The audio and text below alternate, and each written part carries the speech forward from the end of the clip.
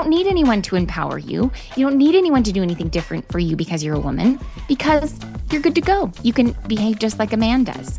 Because then we don't have to stand up for, in these more aggressive ways for how we feel. There's a path for women to be heard. It's right there. It's laid out for us. We're all just friends. We all just are the same. I can't help but think okay, your goals for what it means for women to be succeeding are in opposition to mine. They hate that. They hate that. And that is that if you have women who are well protected, they have permission to be feminine. However, femininity is also vulnerability. But I don't want our men to become so soft that they cannot protect our feminine women. Then I feel like, okay, well, women are going to have to get tough and a little more masculine. That the women get to be in charge of the nurturing. I love that. Look for ways that they're being oppressed, whether it's there or not. But you can't use one when it's convenient and one when it's not. I think, please don't elbow your way past the no girls allowed sign on the treehouse. They need that. By virtue of reality, women experience more pain. Welcome, ladies and gentlemen, back to WardRadio. I'm your host, Cardinellis. Today I'm joined via Zoom by Tikla Fife from the Women of WardRadio. And we're actually going to be talking... we're going to be doing a really interesting episode today, okay? Originally, we were going to talk about Jared Halverson and his, what I was going to call a struggle session with these feminists from Faith Matters, okay? But then conference happened, and Russell M. Nelson again reiterated his peacemakers needed kind of thing. So I thought, okay, instead of the hot coffee coming down from Cardinellis, I'm going to call up Tikla Fife to be the smooth cream that goes into the hot coffee, and hopefully it's a little bit more palatable devil juice.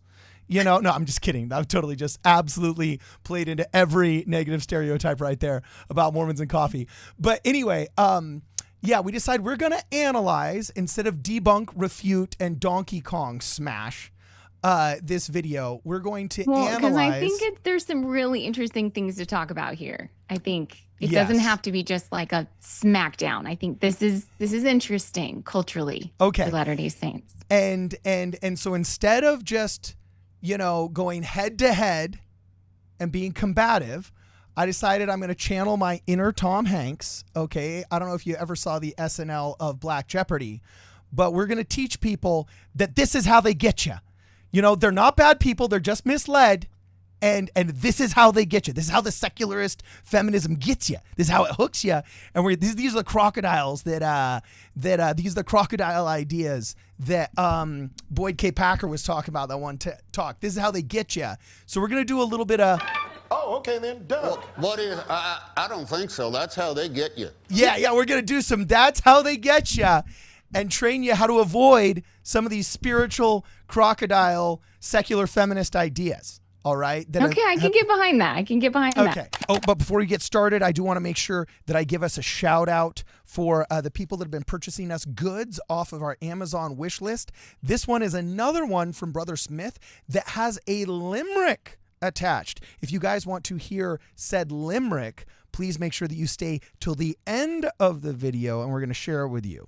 Keep going. I was just going to say, I think I want to just start out by saying I actually think Faith Matters does some really incredible, wonderful faith-promoting things. I think there's sometimes criticism of them because they're a little bit more left-leaning, they're a little more liberal, but I think overall, I would say there's a ton of good stuff coming out of Faith Matters, and so I don't want that to be lost in this conversation, that I do think there's some good stuff. However, I would say, here's the other thing I would say about Faith Matters.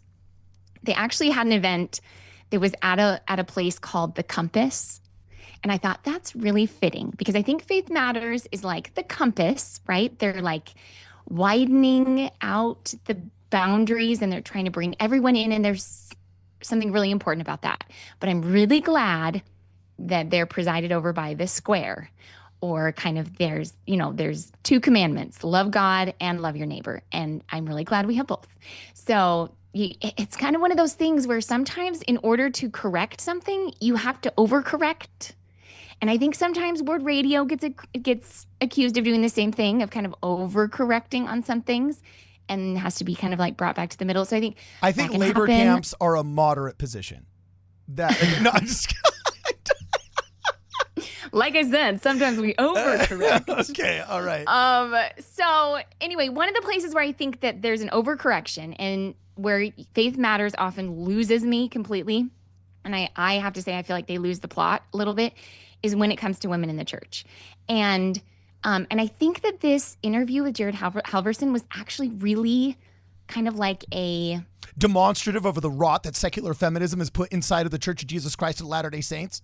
Yeah, well, No. I just kidding. I think more of like, it was more just kind of like, oh, I would be kind of embarrassed if I were these women.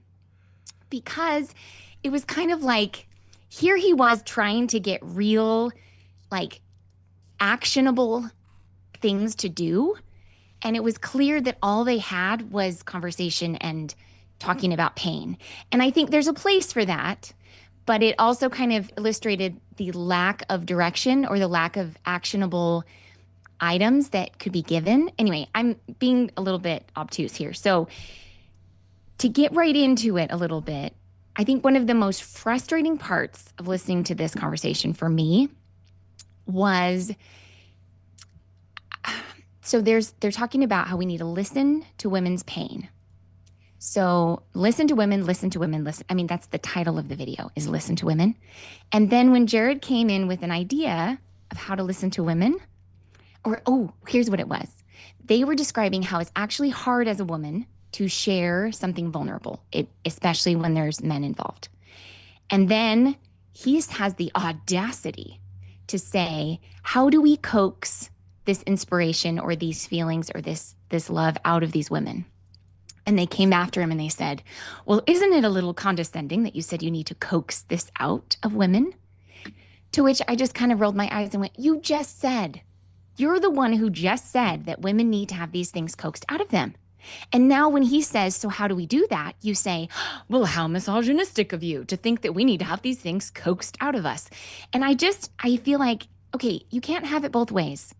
Either women are different than men, and we require different things to thrive and succeed, or we're the same, and you don't need anyone to empower you. You don't need anyone to do anything different for you because you're a woman, because you're good to go. You can behave just like a man does.